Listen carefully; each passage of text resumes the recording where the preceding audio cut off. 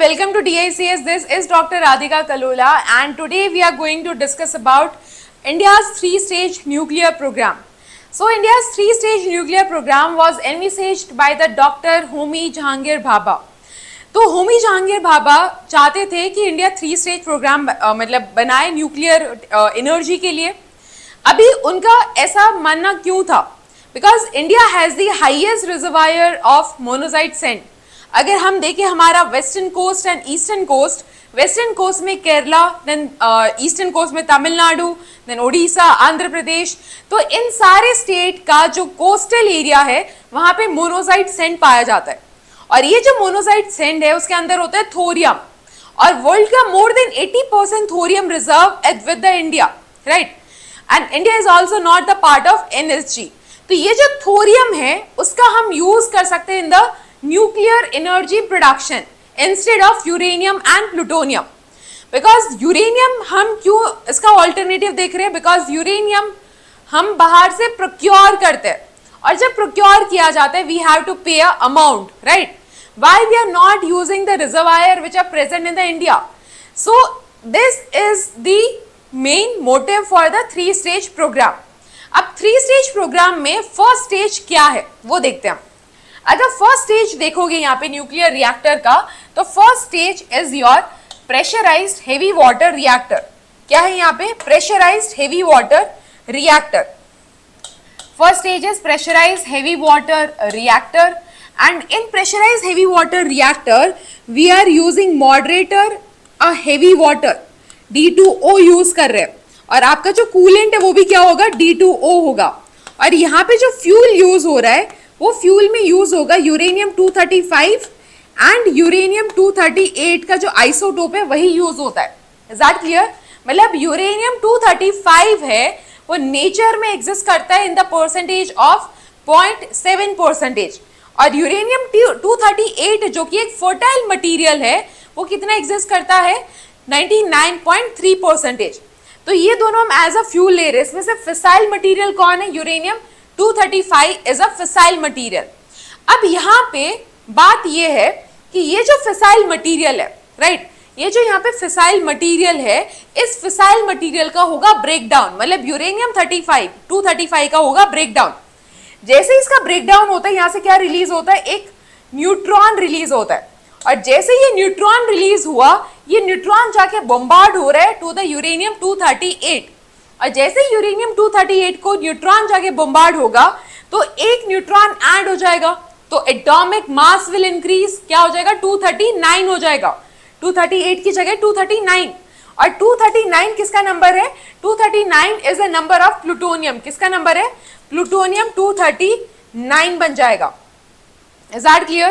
And as we all know that plutonium 239 is a fissile material. क्या है वो? Fissile material है. तो ये जो फिसाइल मटेरियल है वो हम नेक्स्ट स्टेज में यूज करते हैं as a fuel. Is that clear? So this is all about the first stage. First stage में moderator is D2O and coolant is also D2O. But this D2O is what? Deuterium, जो कि एक hydrogen का isotope है, उसको हम बोलते हैं ड्यूटेरियम, है ना. और वो जो आइसोटोप होता है उसमें एटॉमिक मास कितना है? 2, और atomic number is 1, right. Now next thing is यहाँ पे प्रेशराइज D2O यूज कर रहे हैं, प्रेशराइज हेवी वाटर यूज कर रहे हैं. Why we are using pressurise heavy water? Because अगर प्रेशराइज हेवी वाटर हुआ तो ये मेल्टिंग पॉइंट इसका ज्यादा हो जाएगा. जो नॉर्मल हेवी वाटर है उससे प्रेशराइज हेवी वाटर का मेल्टिंग पॉइंट ज्यादा है. अगर मेल्टिंग पॉइंट ज्यादा हुआ तो वो हीट को ज्यादा ट्रांसपोर्ट करेगा बाहर की तरफ. Is that clear? इसकी वजह से हम यहाँ पे क्या यूज करें? Pressurise heavy water, so that it can accommodate more heat. Now next, इसका जो बाई प्रोडक्ट था, फर्स्ट स्टेज का जो बाई प्रोडक्ट था वो सेकेंड स्टेज जो कि है आपका fast breeder reactor. Fast breeder reactor का क्या बनेगा? फ्यूल बनेगा. क्या बनेगा? यहाँ पे फ्यूल बन रहा है. तो यहाँ पे फ्यूल क्या यूज हो रहा है? प्लूटोनियम 239 यूज हो रहा है. Is that clear? और यहाँ पे मॉडरेटर क्या यूज होता है? कुछ भी नहीं, मॉडरेटर है ही नहीं. और कूलेंट क्या यूज होता है? Liquid sodium. क्या यूज हो रहा है? Liquid sodium. तो liquid sodium as a coolant use होता है, और मॉडरेटर यहाँ पे कुछ भी नहीं है. और फ्यूल क्या है? प्लूटोनियम 239. और plutonium 239 is a fissile material. उसके साथ हम एक फर्टाइल मटेरियल डाल रहे हैं, और फर्टाइल मटेरियल क्या डाला आपने, थोरियम 232 डाला। Is that clear? जैसे प्लूटोनियम 239 का क्या होगा, फिशन होगा। फिशन होने के बाद एक न्यूट्रॉन निकलता है यहाँ पे, और ये जो न्यूट्रॉन निकल रहा है वो बॉम्बार्ड होता है टू द थोरियम 232। जैसे ये थोरियम 232 के साथ जाके बॉम्बार्ड हो जाएगा, उसके बाद थोरियम 232 विल कन्वर्ट इनटू, मतलब 232 प्लस 1 कितना हो जाएगा, 233। तो यूरेनियम 233 बन जाता है ये। Is that clear? मतलब आपका जो फिसाइल मटेरियल है उसका हो रहा है ब्रेकडाउन, और जो फर्टाइल मटेरियल है वो कन्वर्ट होता है इनटू द फिसाइल मटेरियल, और एंड प्रोडक्ट क्या बन रहा है, एंड प्रोडक्ट बन रहा है आपका uranium 233 which is again a fissile material. Now here why it is known as fast breeder reactor, because ये बहुत ज्यादा फास्ट ब्रीड करता है। क्या फास्ट ब्रीड कर रहा है, जो लास्ट में आपका फ्यूल बन रहा है, ये यूरेनियम 233 बन रहा है, वो बहुत जल्दी बनता है, बहुत ज्यादा बन रहा है। जितना आपका प्लूटोनियम 239 यूज नहीं हो रहा है, उससे ज्यादा तो क्या बन रहा है, यूरेनियम 233 बन रहा है। इसीलिए इसको बोला जाता है फास्ट ब्रीडर रिएक्टर। इसमें आप मॉडरेटर यूज नहीं कर रहे, बिकॉज मॉडरेटर का काम होता है न्यूट्रॉन का स्पीड कंट्रोल करना, बट यहाँ पे हम न्यूट्रॉन का स्पीड कंट्रोल करना नहीं चाहते।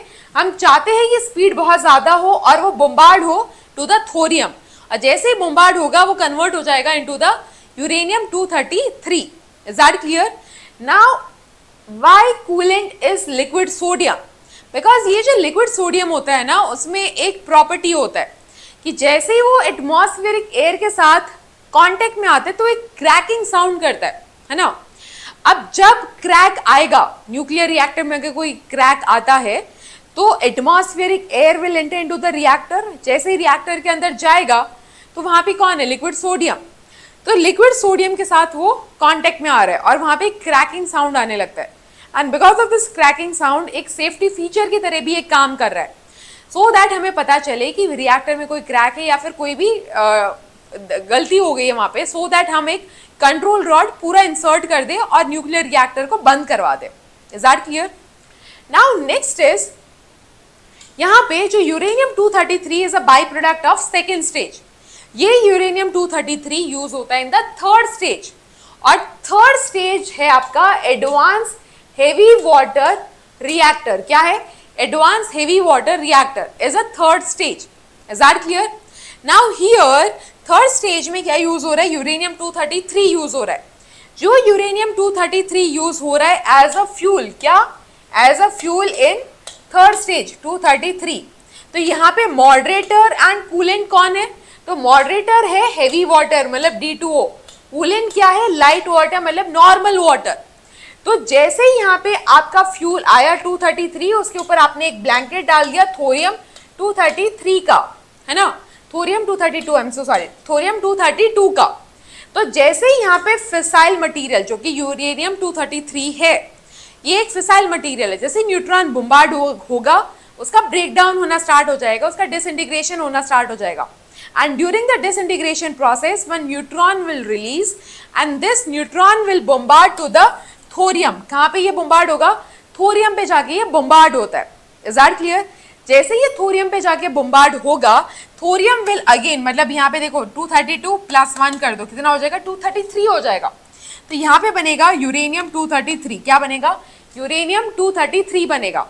अगेन जो यूरेनियम 233 बन रहा है वो क्या है आपका, फिसाइल मटेरियल है। क्या है, fissile material. So this uranium 233 can again used as a fuel in the same stage, right. तो ये सेल्फ सस्टेनिंग पूरा साइकिल बन सकता है फॉर 500 ईयर्स, मतलब फॉर 500 ईयर्स आपको कुछ भी बाहर से नहीं डालना एक्सेप्ट थोरियम, और ये 500 ईयर्स तक कितना एनर्जी प्रोड्यूस करेगा, 500 गीगावाट एनर्जी प्रोड्यूस करेगा every year. Is that clear? Now in this 3 stage you can see this thing कि we are using thorium in second stage and thorium in third stage, जिसके reserves हमारे पास ज्यादा है। अगर आप thorium use कर रहे हो तो आपका क्या बन रहा है, फ्यूल बन रहा है, फिसाइल फ्यूल बन रहा है, राइट, और वो आप नेक्स्ट स्टेज में यूज करते हो। सो दिस इज द एंटायर फंडा कि हम थोरियम का यूज करके हम क्या करें, एनर्जी प्रोडक्शन करें, राइट।